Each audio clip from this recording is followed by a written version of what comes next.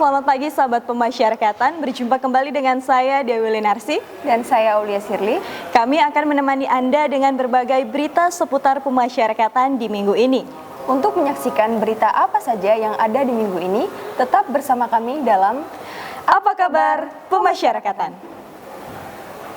Sahabat pemasyarakatan, sebagai bentuk komitmen pelayanan prima, berbagai unit pelaksana teknis pemasyarakatan deklarasikan Zero Halinar. Hal ini karena handphone, pungutan liar, dan narkoba adalah hal terlarang di UPT Pemasyarakatan.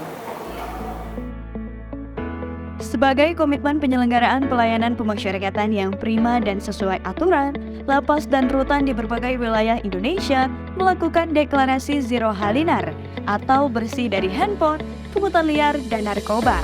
Beberapa di antaranya yaitu Rutan Surakarta, Lapas Majalengka, dan Rutan Banjarnegara. Handphone, pungutan liar, dan narkoba merupakan hal yang dilarang di lapas dan rutan karena dianggap melanggar hukum dan tata tertib serta menentang tata nilai pasti.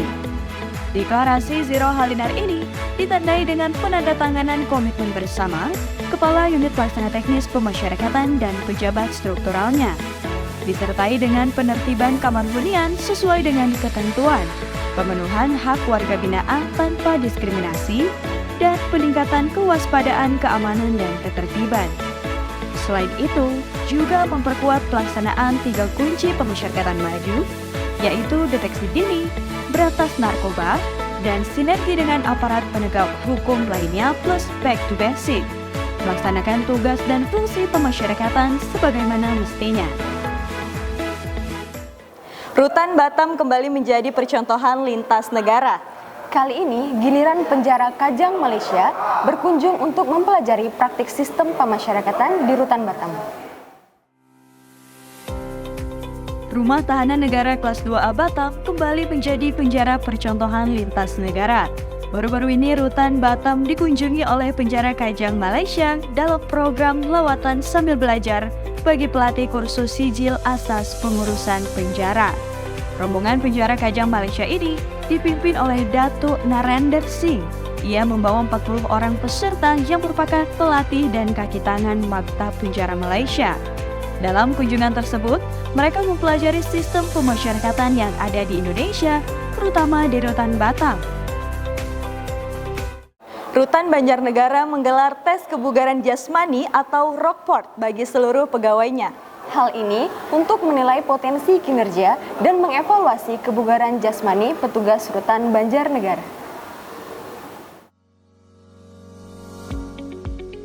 Rutan Banjarnegara menggelar tes kebugaran jasmani bagi seluruh jajarannya pada Rabu, 10 Mei 2023. Dengan menggandeng Dinas Kesehatan Kabupaten Banjarnegara, kegiatan tersebut dilakukan guna menilai potensi kinerja dan mengevaluasi kebugaran jasmani para petugas Rutan Banjarnegara. Kepala Rutan Banjarnegara Bima Ganesa mengatakan dengan mengikuti Rockport ini, derajat kebugaran maupun kesehatan pegawai dapat diketahui dengan segera, sehingga jika terdapat masalah kebugaran, latihan fisik dapat dioptimalkan. Tes Rockport ini dimulai dengan pemeriksaan anamnesis riwayat penyakit dan gaya hidup, serta pemeriksaan fisik meliputi tinggi dan berat badan, tekanan darah, dan denyut nadi.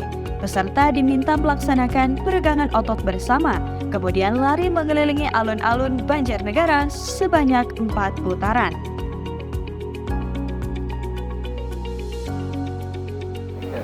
Lapas Tahuna menggelar ujian kesetaraan paket A, B, dan C bagi warga binaannya.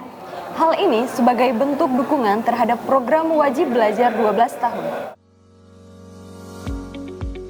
Lapas kelas 2B Tahuna menggelar ujian kesetaraan kejar paket A, B, dan C bagi warga binaannya.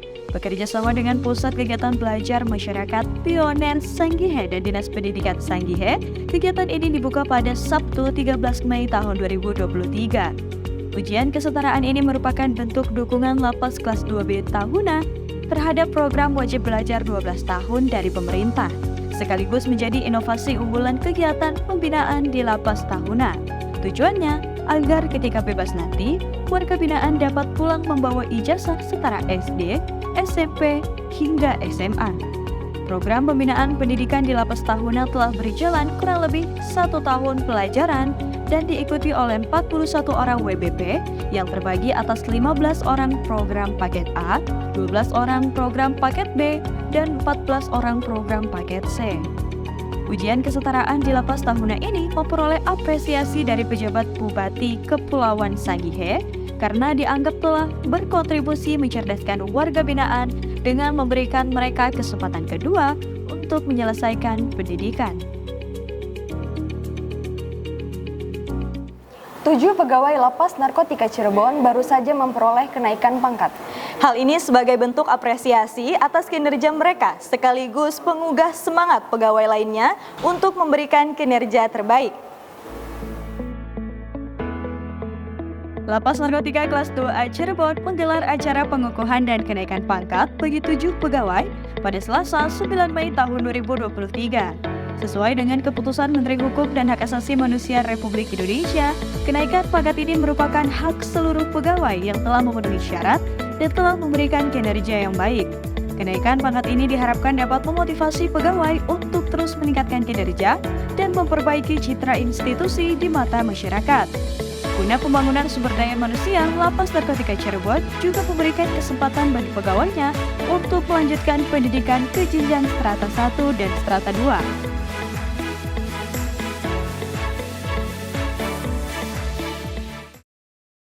Sahabat pemasyarakatan, sekian informasi yang dapat kami sajikan di minggu ini. Terima kasih telah menyaksikan Apa Kabar Pemasyarakatan. Untuk tetap update informasi seputar pemasyarakatan, terus ikuti media sosial kami di bawah ini.